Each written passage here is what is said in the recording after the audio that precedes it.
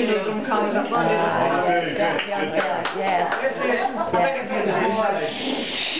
we are, you know. Those who have heard it before will be sick listening, but the map, those who didn't never enjoy it. It's a story of, like, a story in verse, if you like, of how life would be in rural parts of the country, and big families growing up, and there's always the inevitable one left behind to look after the aged parent, and they move on, they're on their own, living happily. There's someone who thinks they know best, advises them to move, and all. So this is the story of Michael John. I'm living in Drumconnas, up a long and crooked lane. I left it once last summer, but I will never leave again. Oh, I only was the 1 week away, but it felt like it was a year. Lord, I didn't like the old council house, and the rent was shocking dear. I was sitting in the byre just about to milk the cow, when I seen the stranger picking his steps out around by my Wessex sow. A tasty fella, aye, tall and thin, with a briefcase at his side. Lord, I wondered what could have brought him here upon this rough hillside.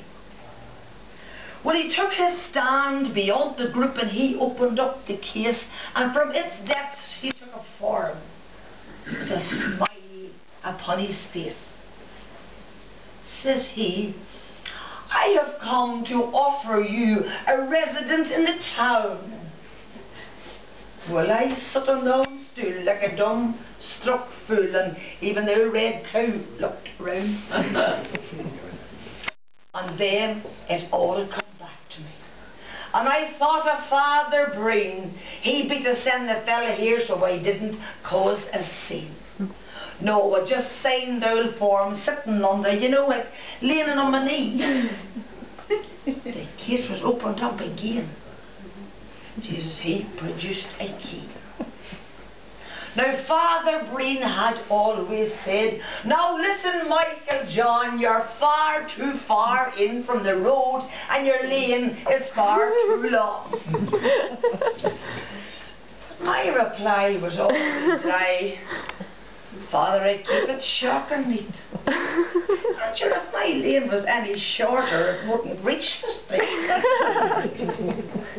But you have no running water, his reverence did reply. Says I, you're wrong there, Father, there's the Lead River, and it's real close by. Then once again he does complain.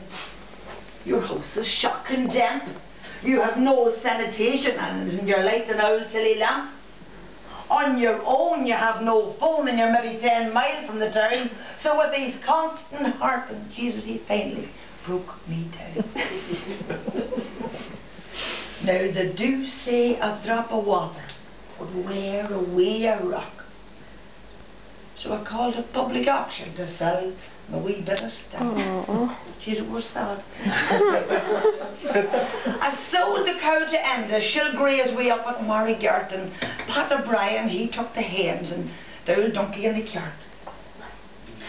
I give the ducks to Jack McGrath, for he's a tariff for duck eggs, and the wee white-headed calf, he'll join the herd of decent while he begs.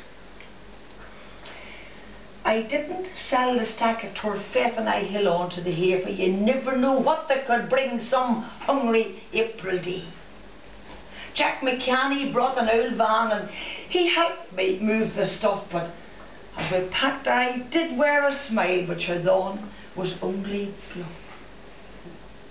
Well, that's how I left Drumconnas after 67 years, and I'm not ashamed to say that on that day I couldn't hid the tears. Sure, I thought of all the ones that's gone, and that I'll see no more till I'm laid to rest among the blessed at the chapel of Drumore. Now the one house I got shocking neat. I hardly 1 year old, and a big bath that's awful handy to have a bag or two ago.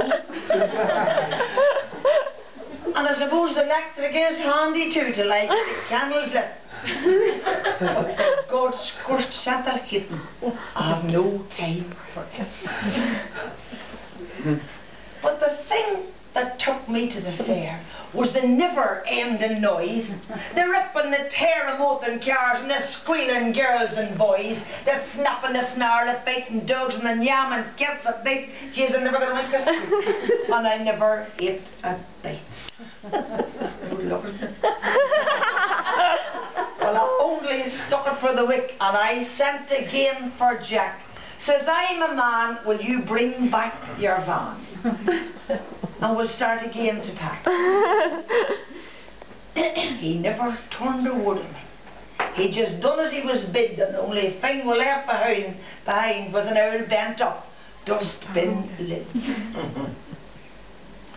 Well, the sun was sinking through the on trees when we reached Drumconnas Lane. Lord, I thought myself a first-class lug till it caused me such pain. To leave a lovely wee place like this with the whitewash and the thatch and a big warm heart that says Cade Mila Fulcher Row whenever you lift down latch. So I'm living in Drumconnas and it's here I'm in to stay. I've a cow, she's whistling on the chain and I better throw her a wee lock of hay. Then I'll light the lamp and I'll feed the cats and I'll make a great big mug of tea. Lord, I'm so relieved. You know, I can't believe that I ever was away.